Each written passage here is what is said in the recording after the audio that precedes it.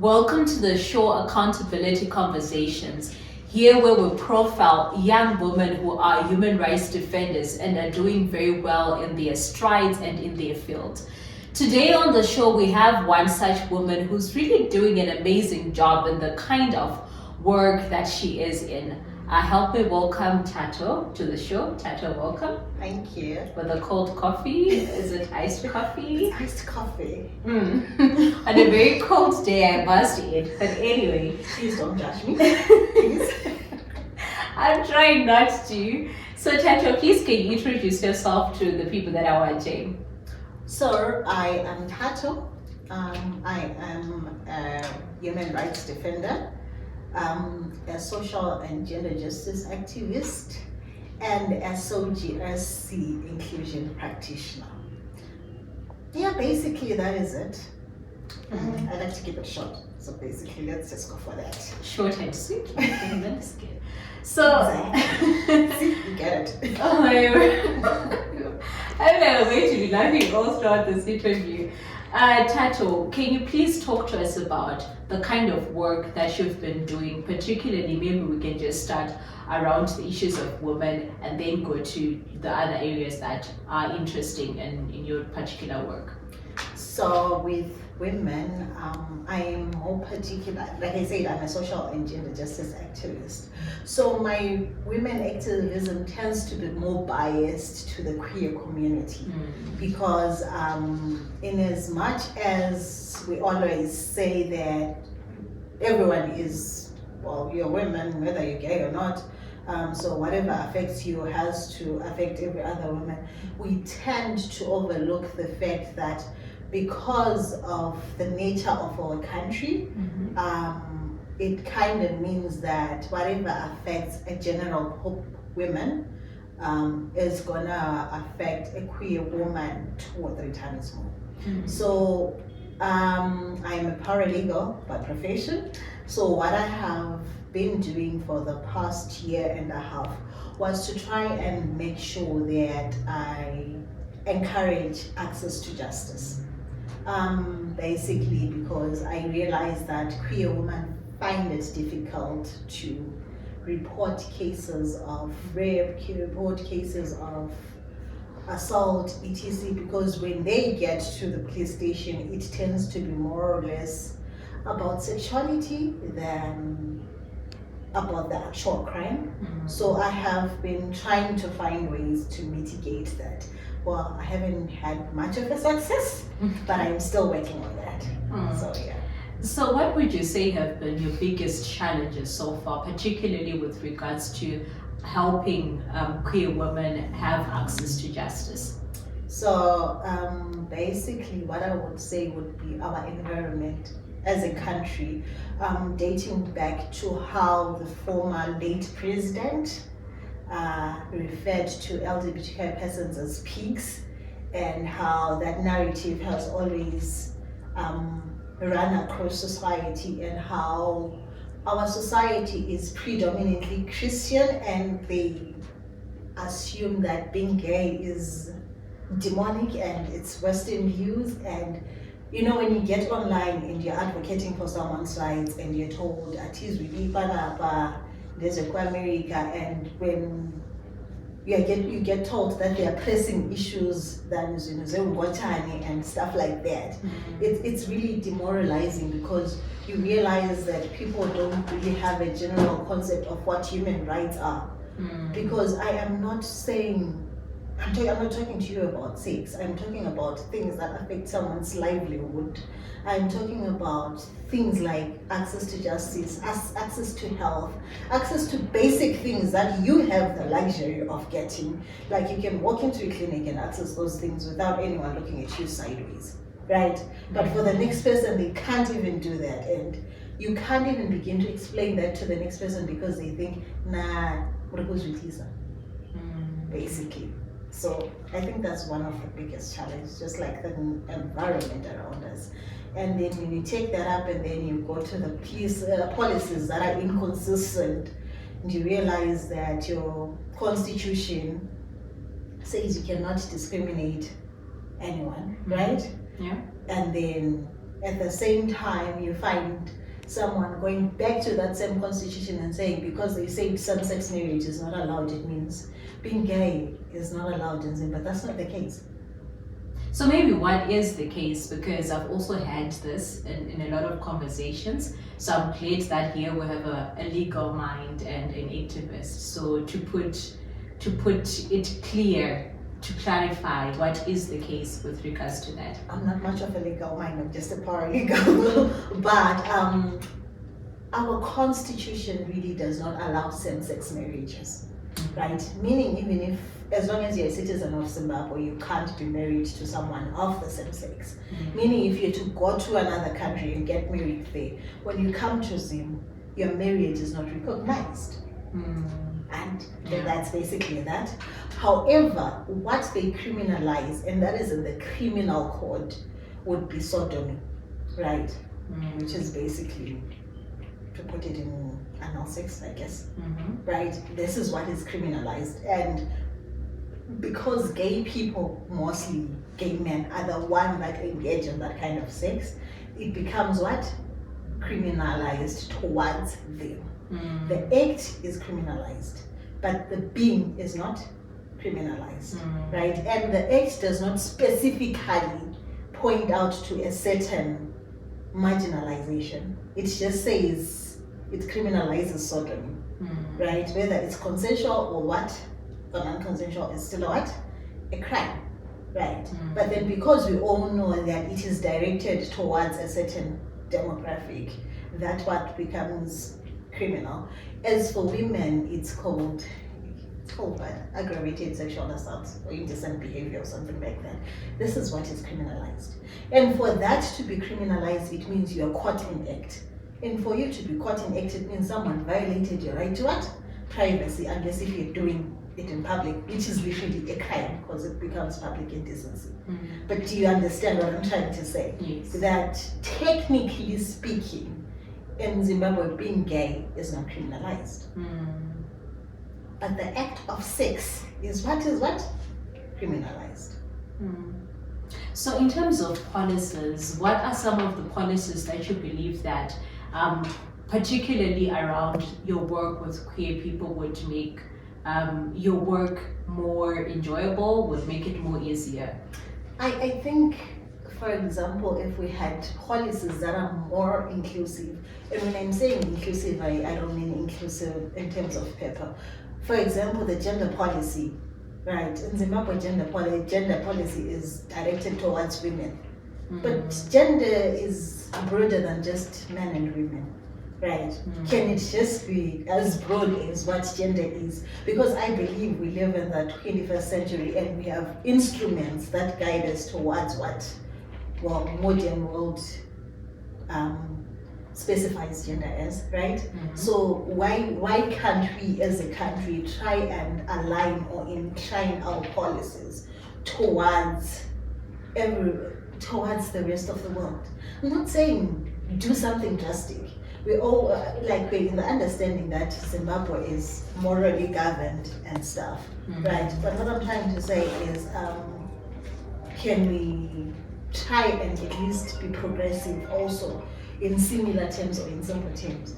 Can we try and work towards the goal? You see, when you go to other countries, you have male, female, other. What's so hard about just putting other in identity documents or in forms that you're filling at Home Affairs? What's so hard about just putting that other? Do you understand? Because that other is going to help someone out there. It's those little things. Fine, they're going to take a while. It's a bigger milestone, but it's the little things that make a difference. By putting that other, you're actually ensuring so that somebody has access to something. Just by doing that, you don't really have to go out there and say, I support the rights and what. Do you understand? But just be a tad bit inclusive in your policies. So you also work with a consortium of lawyers that work particularly in Matabeleland region. Can you tell us more about your work and some of the most common cases that you deal with maybe on a daily basis? Oh yeah, my day. Oh, I was just talking about my side hustle. So my day job. My day job. I work with a consortium of lawyers that work with, and it's a network of human rights lawyers that work in Matabeleland. And basically, what we look at are human rights violations, and we're trying to bridge the gap where we realize that there are some other persons that haven't reached the capacity of saving. So we're trying to bridge that gap and make sure that it is inclusive and it accommodates everyone and everyone has equal access to justice. So the cases that we have dealt with and that we deal with, for example, right now we're getting into a very, very bad period. We deal with cases of political violence, we deal with cases of unfair arrests, and as long as it's a human right violation, we're there to help. So particularly the fact that we're now in 2023, and as history will show, there have been a lot of violence, there's been a lot of deaths, killings, arrests that have really been a way to sort of like say it's the norm around election and election period in Zimbabwe. What would you say are some of the ways and mechanisms in which young women like yourself that are human rights defenders can be safe? Right, that one is tricky because, well, in the African context, except for a few African countries, but generally election period is very unkind, especially to women, because women are the ones that succumb to a lot of violence, from sexual assault and physical assault. Right. I really want to say keep yourself safe, do this, do that, but to be honest, it's tricky.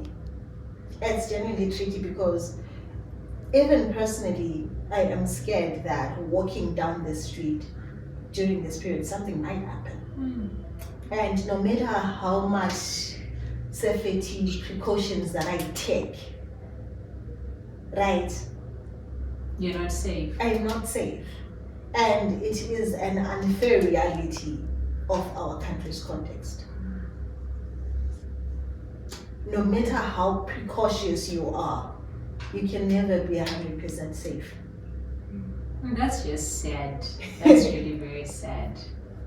So do you ever think that as Africans we can ever get to a point whereby we have elections that are actually free and fair, not just on paper, but whereby things are followed to the book, opposition parties are given an opportunity to campaign, women candidates are form part of the candidate selected to run for political office by political parties?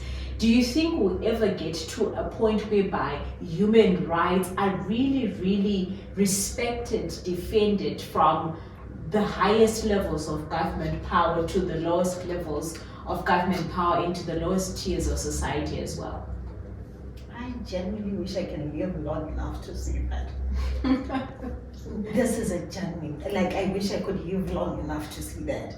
Because looking at our governance system as African countries, it's not happening anytime soon. And given how African countries have a tendency of adopting each other's laws, whether we're adopting it officially or unofficially, I don't see that really changing anytime soon. So I think it's a matter of us still continuing to advocate and trying to find ways of infiltrating a very bad system, but it's not really going to happen anytime soon. So what would you say are your parting shots to the people that are watching currently? Parting shots, yeah, I don't know. You see, my brain had a lot of things in mind, but now it's blank. Please, please, make sure you're on a voter's roll. Please. Just do that, please. That's what I'm begging people to do. Like, I know I'm not, I take them not to be, I registered to vote and everything, but I changed. I'm no longer there. So there's that. I guess I'm voting this year.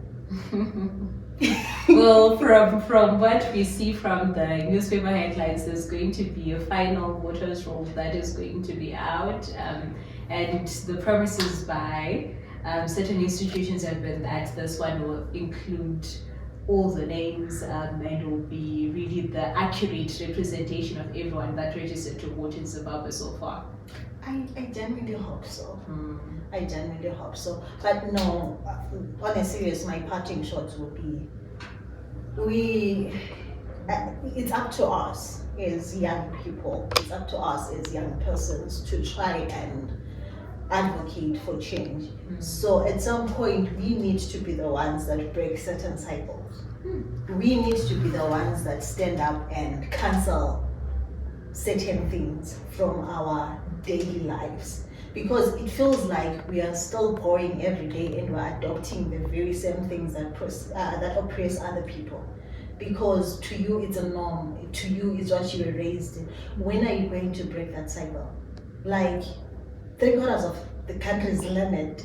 When are we going to start using our brains and literally realizing that in life, to make it, you need to have an open mind towards certain things, and you need to realize that human rights are not subject to a certain community, or they are not subject to certain persons. They are for all. And you realize that human rights, you can't pick and choose what human rights are. You can't detect what human rights are.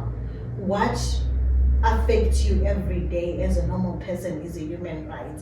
Why, when I know, like when your water goes, you stand up and start making noise that city council, power cuts, water cuts, you make noise about that. But when somebody makes noise about something else, they're being a nuisance. Make it make sense.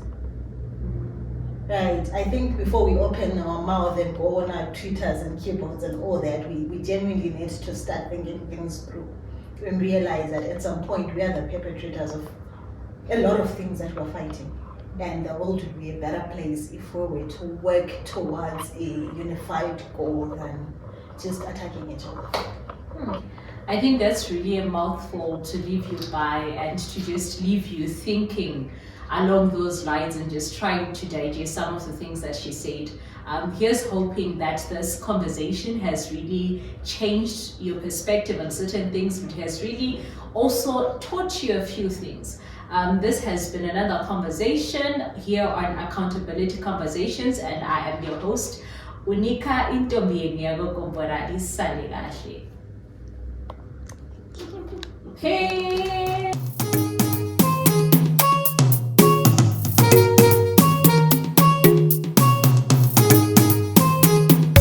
Shungu